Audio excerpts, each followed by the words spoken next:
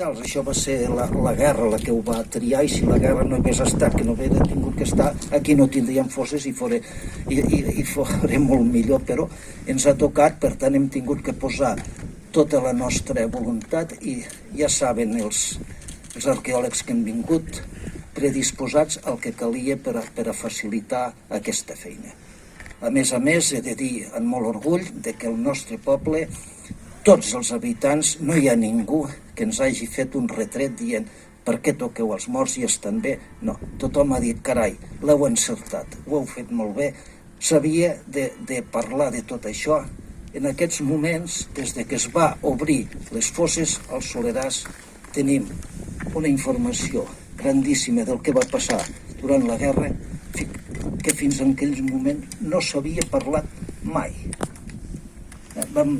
El primer any que vam fer una xerrada sobre les fosses, després vam dir, bueno, ara la gent que esteu aquí, els que vulguin, podeu parlar de les vostres vivències o dels vostres records. I allí va haver uns gent gran, els més grans, que ens van explicar anècdotes de la guerra que no les havien explicat mai a ningú, que per primera vegada les explicaven en aquell moment. Per tant, està bé. Diu que si no vols repetir la història, l'has de conèixer i l'has de publicar. Per tant, això ho vàrem fer bé. I més, no m'enrotllo més, i dono la paraula a l'honorable consellera, que estem molt contents de que ens hagi vingut a visitar. Moltes gràcies, alcalde. Realment és per felicitar el compromís de l'Ajuntament del Soleràs amb el seu alcalde al capdavant, amb la memòria històrica, amb la recuperació d'aquests cossos. I avui, des del Govern de Catalunya, és una enorme satisfacció poder ser aquí, perquè, a més, és un acte dels més emotius que tenim ocasió de fer, que és acabar de tancar el dol en aquest cas, dues famílies de soldats republicans, perquè gràcies al Pla de Fosses i gràcies al Pla d'Identificació Genètica del Govern de Catalunya, del nostre Departament de Justícia, permet localitzar les víctimes de la guerra, les persones que van perdre la vida a la Guerra Civil, que sovint van ser ignorades pels seus familiars d'on van acabar perdent la vida. Amb aquest Pla de Fosses podem recuperar restes humanes i gràcies al Pla d'Identificació Genètica ens permet identificar aquells cossos que trobem, que comencem com per exemple aquí al Soleràs, una de les fosses més importants de Catalunya, juntament amb la de Santa Magdalena, de l'Ebre.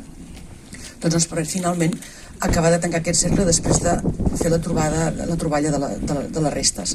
Per tant, avui ajudem, en aquest cas, a dues famílies a tancar aquest dol, a lliurar-los les restes dels seus familiars, i per tant el compromís del Govern de Catalunya i del Departament de Justícia a través de la Direcció General i del Memorial Democràtic amb això, amb la memòria històrica, amb la recuperació de la memòria històrica, amb el manteniment d'aquesta tasca que estem fent, incrementant el pressupost que hi dotem enguany, que arribarem als 2 milions d'euros tot plegat per poder-ho anar fent. Incrementarem, per tant, aquesta activitat de localització de fosses i, a més, animar des d'aquí les famílies que pensen que poden tenir familiars enterrats en algunes d'aquestes fosses, que s'apuntin al programa d'identificació genètica, que lliurin el material genètic a l'Hospital de Vall d'Hebron. És indolor, és gratuït i, per tant, és una forma que ens ajuda a poder tenir dades de familiars amb poder casar les troballes que fem a les diferents fosses, i això permet després tenir la sort que han tingut aquestes dues famílies de localitzar